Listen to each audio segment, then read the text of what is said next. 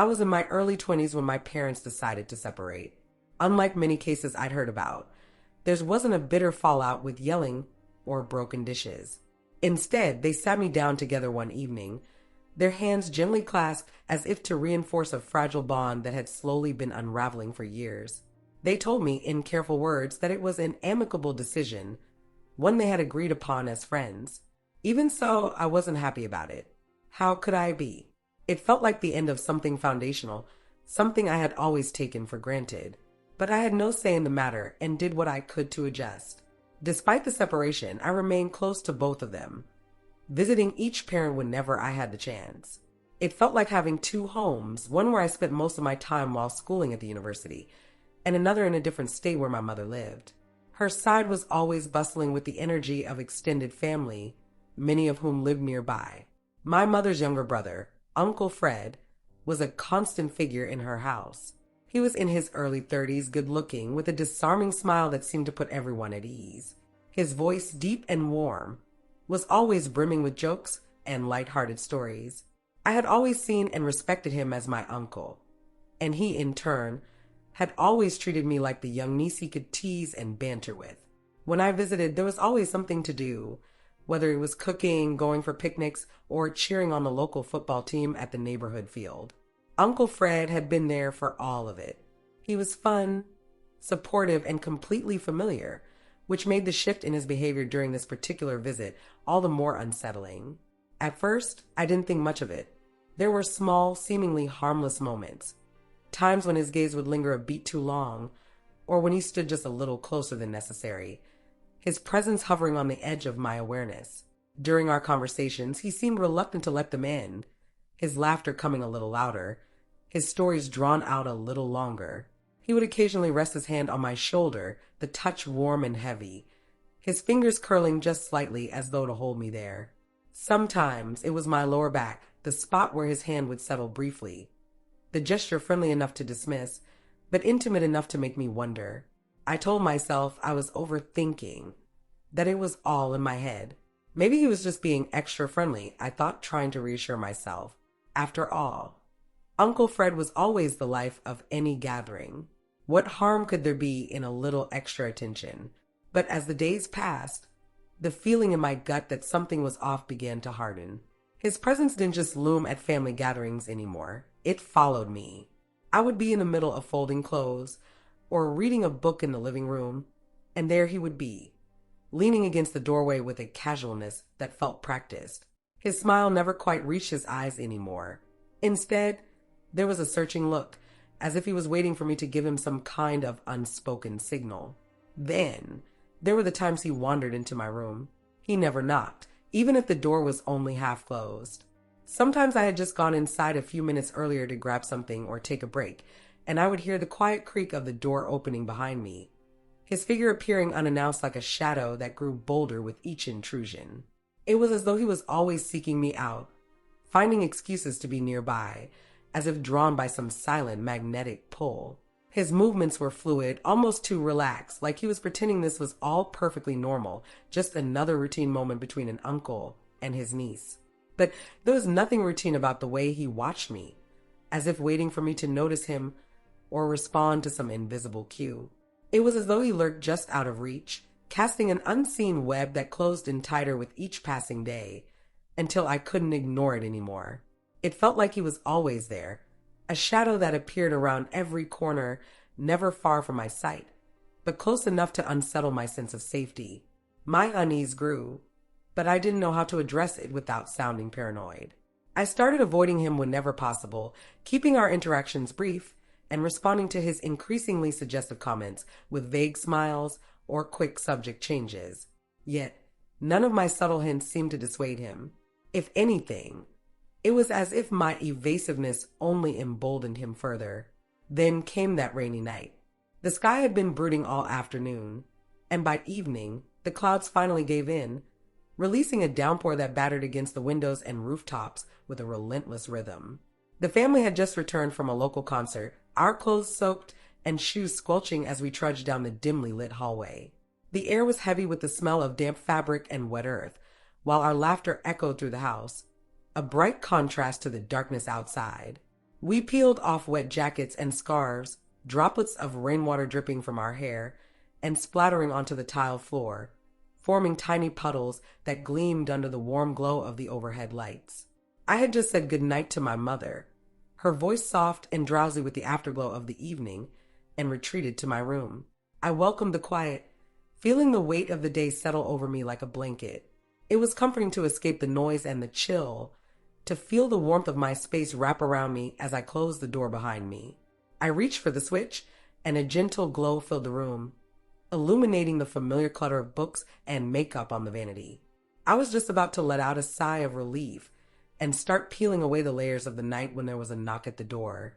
I froze, my fingers halfway to the light switch, a prickle of apprehension running through me. The knock came again, faint but persistent, as if the person on the other side wasn't quite sure whether to disturb me. I hesitated, a strange unease creeping over me. Who could it be? I had just bid everyone good night.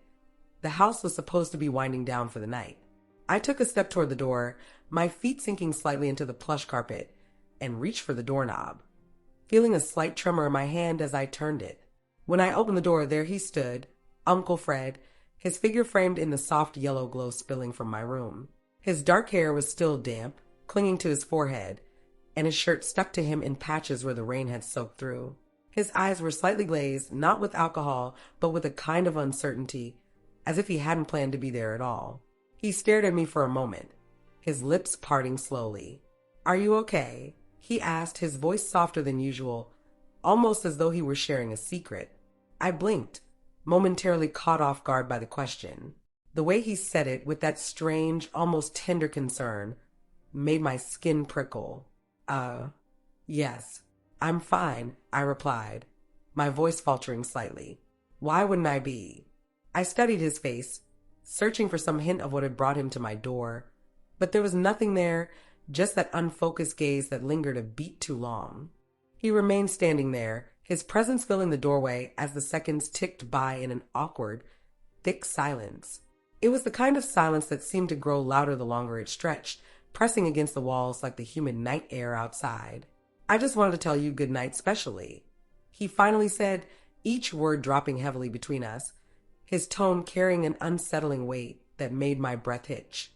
I forced a smile, though it felt stiff and unnatural, the corners of my mouth straining to hold it in place. Inside, my stomach churned with a growing suspicion that coiled tighter and tighter.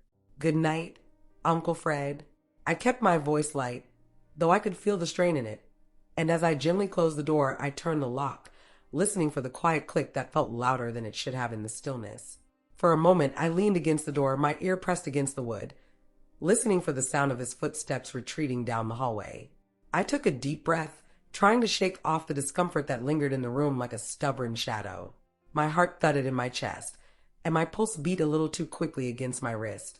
I turned back to my vanity and resumed the task of removing my makeup, my fingers trembling slightly as I wiped away the mascara and lipstick, leaving pale streaks on the cotton pad. I watched my reflection in the mirror, the face looking back at me seeming more troubled than it had been just moments ago, as though the encounter had imprinted itself in my features. The night's events clung to me like the faint scent of rain, refusing to be washed away. The next day, I woke up to an empty house, or so I thought. The usual sounds of the morning, the quiet hum of voices in conversation, the distant clang of dishes from the kitchen, or the soft notes of a radio playing an old tune, were all absent. Instead, there was an eerie stillness that seemed to press against the walls, making the air feel thick and heavy. Sunlight filtered through the lace curtains in the living room, casting pale, dappled patterns on the floor.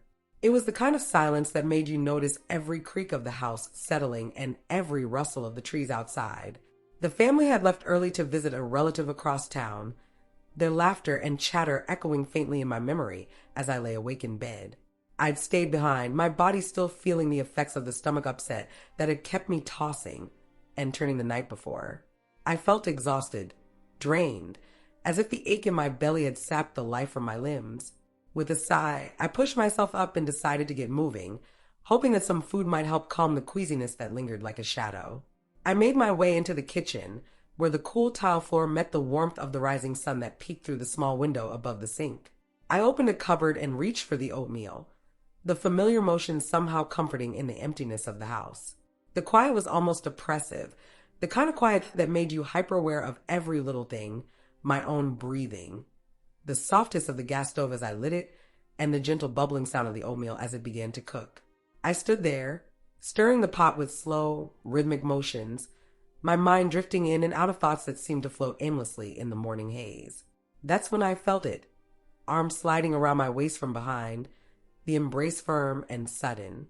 The touch sent a jolt through me, my muscles stiffening in instant alarm.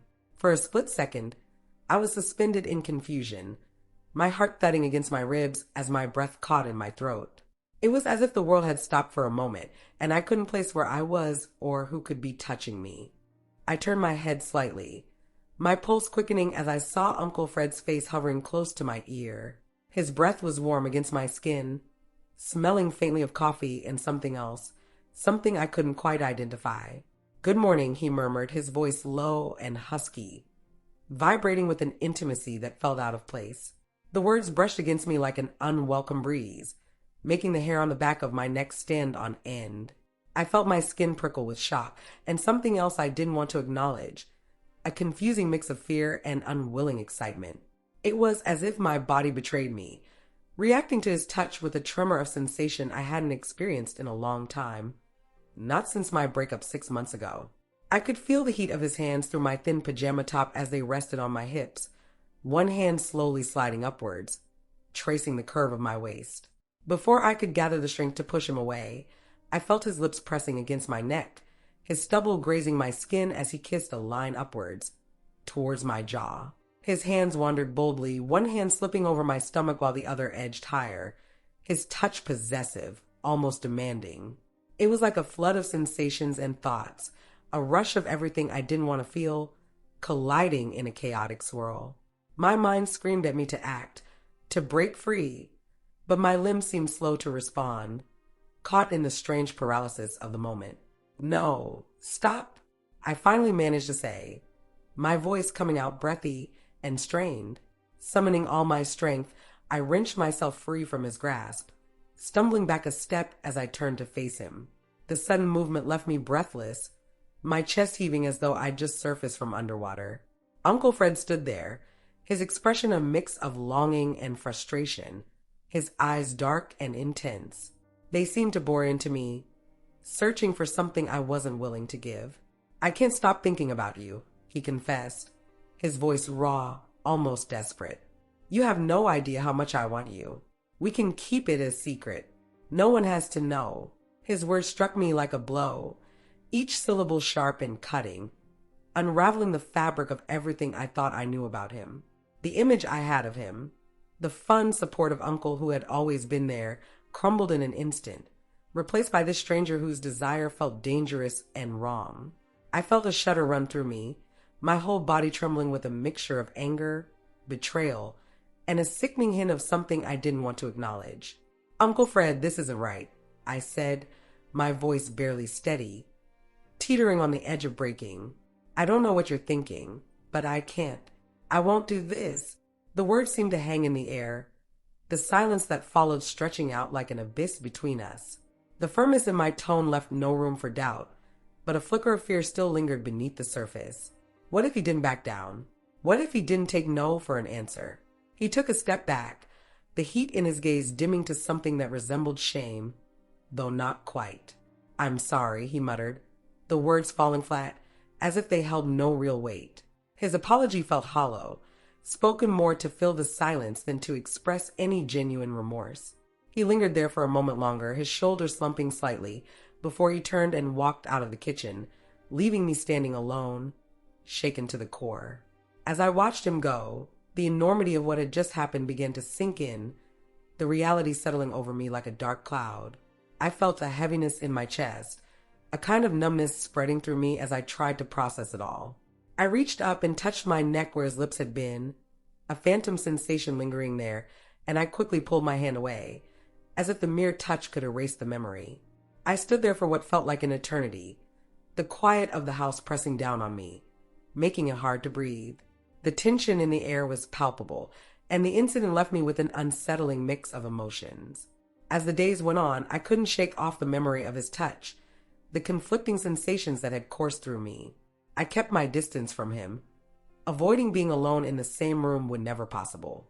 But even then, I could still feel his eyes on me, watching, waiting, as though our unspoken encounter hung over us like a dark cloud. And so, I carried the burden in silence, the weight of it growing heavier with each passing day.